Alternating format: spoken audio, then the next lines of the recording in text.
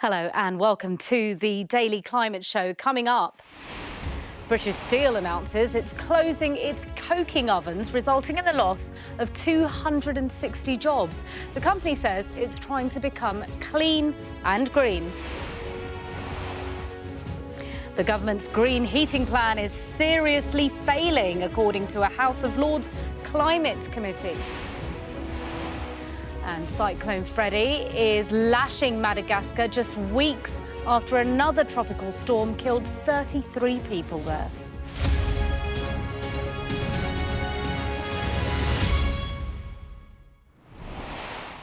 Hello, welcome to the Daily Climate Show, where we track the changes to our world and investigate some of the potential solutions to the climate crisis.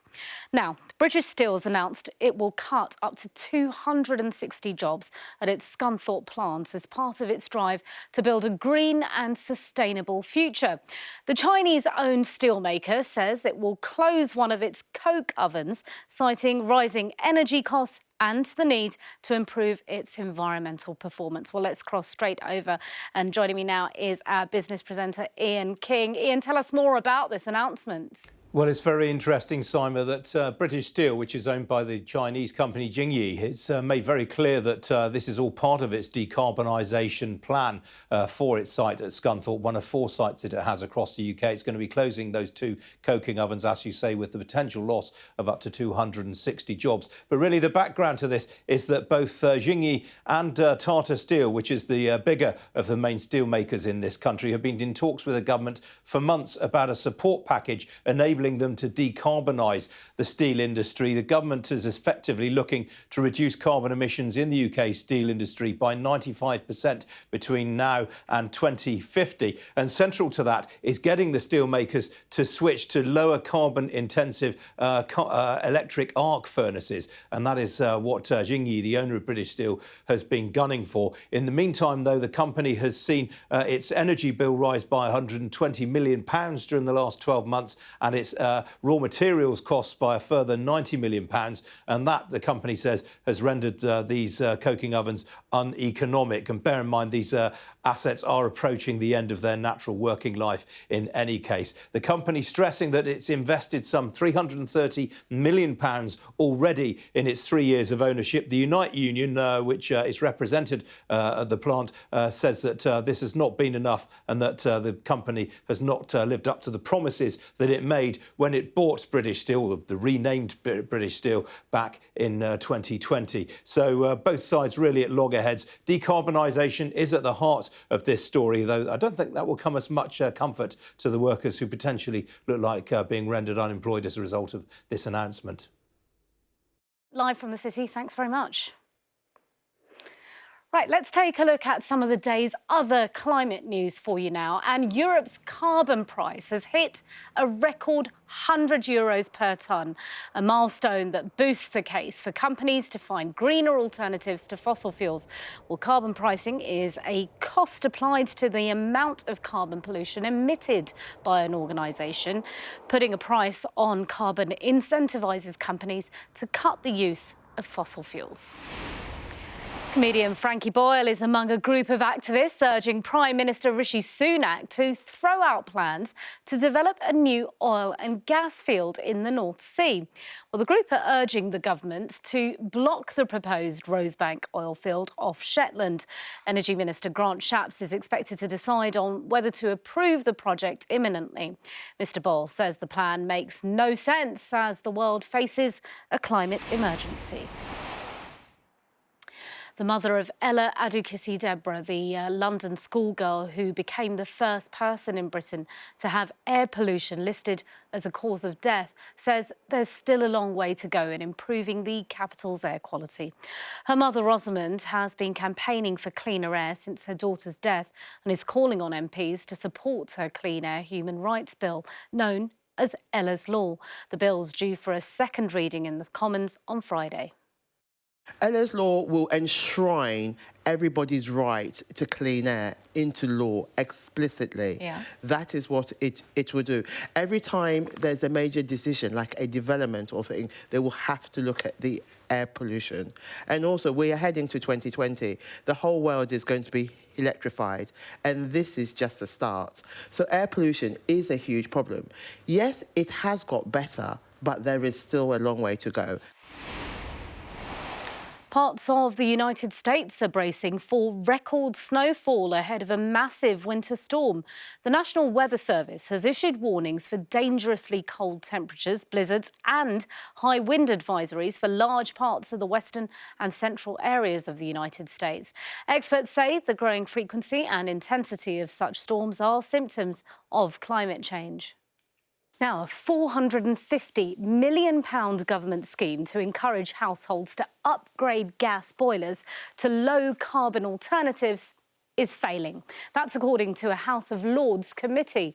The programme gives out £5,000 grants to help people install heat pumps in their homes as part of the efforts to meet the UK's net zero goals. But the Environment and Climate Change Committee says just a third of the annual budget has been used since May and is calling for urgent changes to the scheme. Well, the chair of that committee, Baroness Parminter, joins me now from Westminster. Good afternoon to you. What's going on here? Why is this scheme not working? Well, it was a really disappointing result for the first year of the boiler upgrade scheme.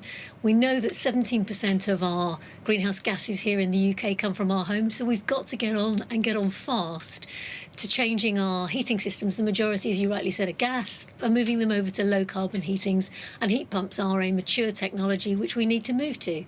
But the trouble is, the government scheme has been beset by problems. Very few people know about the fact that they need to change their home heating systems. The government's own figures say it's 62% of people is the total number of people who think they know what they want to do with their homes to turn them to low carbon. And there's a staggering 80% who don't know anything about heat pumps, which are the best low-carbon home heating solution. So awareness is a really big problem that's beset the scheme in its first year. So what changes would you like to see? Is it simply an awareness campaign? I mean, as I understand it, there aren't even enough people to install these heat pumps. Absolutely. Awareness is part of the problem, and the government's got to invest in a public awareness campaign on low-carbon heating.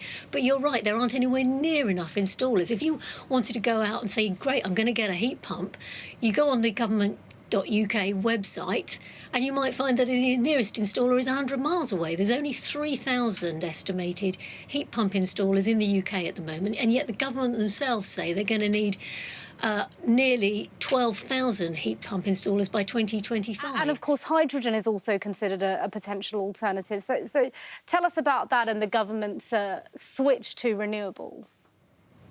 Well, we're particularly concerned on our committee at the moment that the government is sending out mixed messages to people about the role of hydrogen in home heating in the short to medium term. We're very clear that hydrogen doesn't play a role and shouldn't play a role in home heating in the short to medium term. We don't know how we're going to be able to produce enough green hydrogen in the future for some of the really hard to treat industries like steel. So in the home heating area, we think the government should be prioritising mature technology, which is used very well on mainland Europe. But the government set itself some ambitious net zero targets. Unless it amends this boiler upgrade scheme and addresses some of the flaws in this first year, there's absolutely no way it's going to achieve its targets. OK, Baroness Parminter, thanks very much indeed for joining us on the Daily Climate Show. Now, in a response to that report, the government said it's launching a marketing campaign to increase public awareness of the fund. Now to Madagascar, where a deadly tropical cyclone has made landfall with gusts of up to 110 miles per hour and widespread flooding. The cyclone has displaced more than 16,000 people just a month after another storm killed 33 people on the island. Well, earlier I spoke to tropical cyclone expert Anne-Claire Fontaine, and I began by asking her what impact climate change has had on extreme weather. It's tropical cyclone season right now, so of course you will have tropical cyclones. Now, what is from last year's studies, as you may remember, Madagascar has been hit by 5 cyclones within 6 weeks between late January to February 2022. And there were some studies made about that, and there is a fact that associated with tropical cyclones, due to climate change, there is now a highest rate of rainfall associated with these tropical cyclones. So this is basically what we can attribute to climate change, is that in the future, those tropical cyclones will be associated with heaviest amount of rain. And briefly, how are countries across Southeast Africa adapting to these changing circumstances and climate? So I would like to say that for Freddy, Tropical Cyclone Freddy, some lessons have been learned from last year with Tropical Cyclone Batsirai, and early action has been taken this year so that massive evacuation occurred ahead of the event to evacuate people far away from the coast. So it has reduced mitigate the loss, right? So what is important here is that the warning are triggering the right action, reach the people. And that's why WMO is now spearheading the United Nations early warning for all initiative, now a top priority to ensure that everyone is covered by the warnings, by early warnings in the next 5 years. And Claire Fontaine, tropical cyclone expert, thanks very much indeed for speaking to the Daily Climate Show. And we were, of course, talking about that cyclone striking Madagascar, gusts of up to 110 miles per hour. And, of course, Southeast Africa prone to cyclones now, and scientists saying that it is proof that climate change is impacting the southeastern Africa region. Now, just a reminder that you can watch Tom Heap descend into London's new super sewer this week. That's on Saturday and Sunday at 3:30 in the afternoon, right here on Sky News. And before we go, we want your climate questions, anything that's ever mystified you about the environment or whatever you want to get to the bottom of. Scan the QR code on your screen right now and send us your questions, and we'll try and have them answered in the Climate Show with Tom Heap. And if you scan this QR code on your screen right now, you can listen to this week's edition of the Climate Cast. Subscribe now, wherever you get your podcast from. That's it from me. Thanks for watching. That's all from us for today. Join us again on the Daily Climate Show, same time tomorrow, 3:30 p.m.